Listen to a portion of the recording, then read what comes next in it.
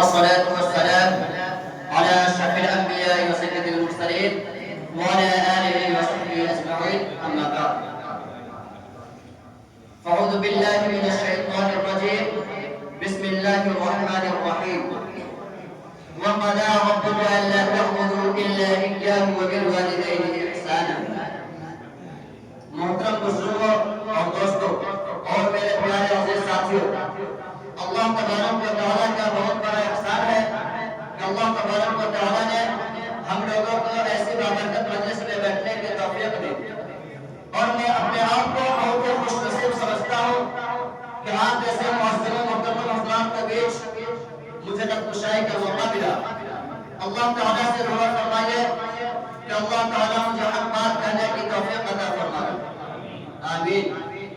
میں نے خطبہ کے دوران کلام اللہ شریف کی آیت کریمہ کا مختصر سا ٹکڑا تلاوت کیا، جس میں مفسرین حضرات فرماتے ہیں کہ حق تعالیٰ شانہ والدین کی خدمت اور والدین کی اطاعت کو اپنے عبادت کے ساتھ شمار فرماتے ہیں.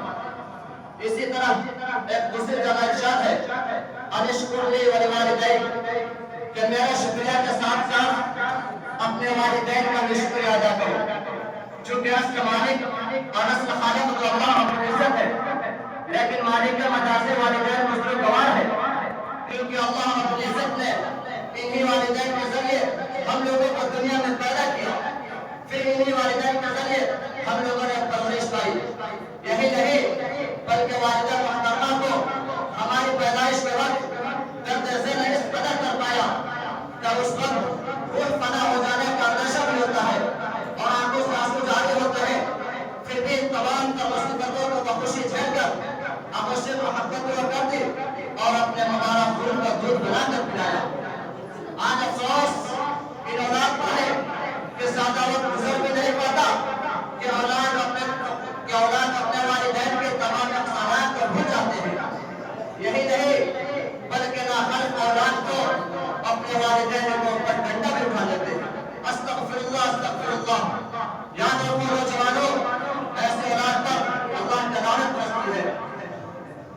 جیسا کہ حدیث مشہور میں روایتیں موجود ہے کہ تاجدار فتح سرکار دو عالم، تاجدار فتح سرور کائنات، فخر موجودات، امام الانبیاء، خاتم النبیین، رحمت للعالمین، شاہکار خدا، مولائے کل، سید سبل، حفظ الرسول، احسان انسانیت، رہبر عالمیت، شافع محضر، ساقی قاصر، صاحب الارقام علم، سید عالم و عجم، ہادی عالم، جناب محمد رسول اللہ صلی اللہ علیہ وسلم جب منبر پر تشریف لے جا رہے تھے کہ جب پہلے منبر پر قدم رکھا تو فرمایا آمین.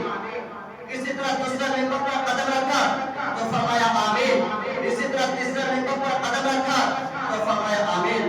چنانچہ اسی وقت صحابہ کرام رضی اللہ تعالیٰ علیہ اجمعین نے عرض کیا یا اللہ کے رسول اللہ صلی اللہ علیہ وسلم، آج ہم لوگوں نے عجیب و غریب معاملہ دیکھا ہے، ان سے پہلے کبھی نہیں دیکھا. کیا آپ 3 بار آمین فرمایا؟ آخر کیا بات ہے؟ آج صلی اللہ علیہ وسلم نے فرمایا کہ جب میں منبر پر تشریف لے جا رہے تھے میرے پاس جبریل امین تشریف لائے تھے. انہوں نے کہا کہ ایسا شخص کو اللہ کی لعنت ہو جو رمضان المبارک کا مہینہ پائے اور روزہ نہ رکھے.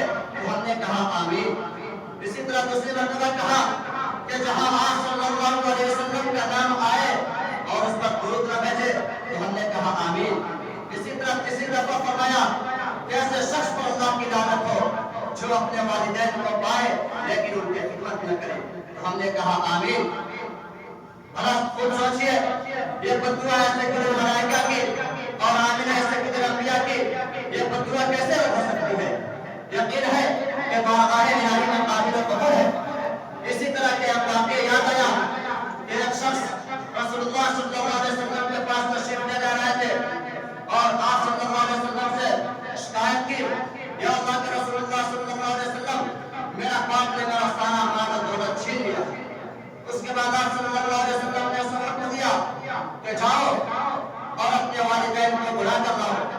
اسی وقت حضرت جبریل امین تشریف لائے اور آپ صلی اللہ علیہ وسلم سے عرض کیا یا اللہ کے رسول اللہ صلی اللہ علیہ وسلم جب اس کا باپ آ جائے تو آپ اس سے یہ دریافت فرمائیے کہ وہ کلمات کیا ہے جو اپنے دل میں کہے تھے.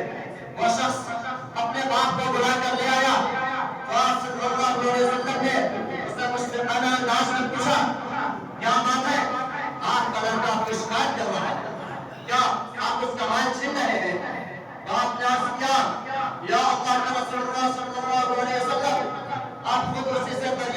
چاہیے کہ میں اس کا پھوپھی کھانا اور اپنے نفس کے علاوہ کہاں سے کرتا ہوں.